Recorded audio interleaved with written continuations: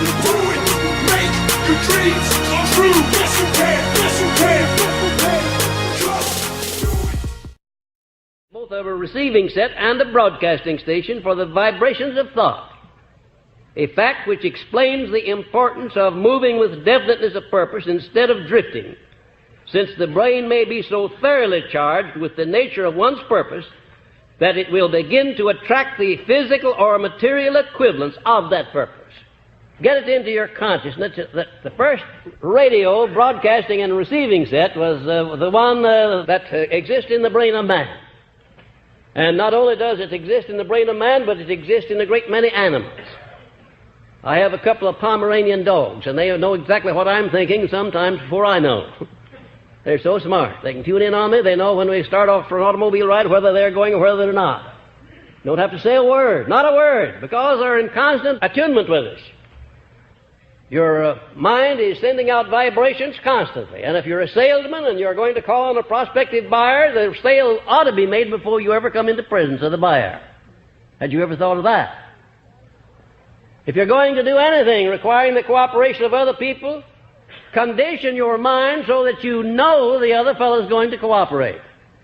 Why? First, because the plan that you're going to offer him is so fair and honest and so beneficial to him that he can't refuse it. In other words, you have a right to his cooperation.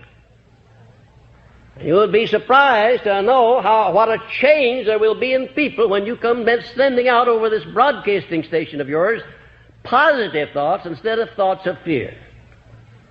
Now, if you want a good illustration of how this broadcasting station works, you need $1,000 real badly, and you go down to the bank some morning, and you've got to have that $1,000 by the day after tomorrow. They're going to take the car back, or the furniture, or something else.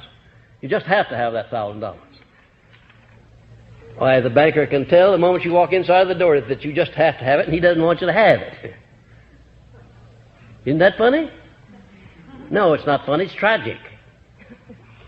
You carry the matches around in your pocket oftentimes to set your own house afire.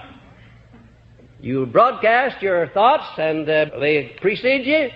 And when you get there, you find that instead of getting the cooperation you went after, the other person reflects back to you what? That state of doubt, that state of mind that you sent out ahead of you.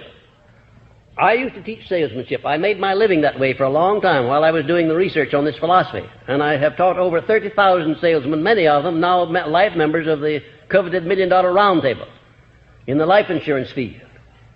And if there is one thing in this world that has to be sold, it's life insurance. Nobody ever buys life insurance. It has to be sold.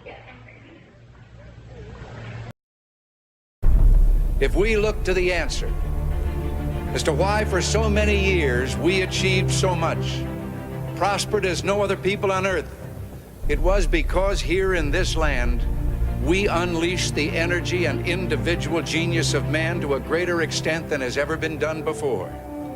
Freedom and the dignity of the individual have been more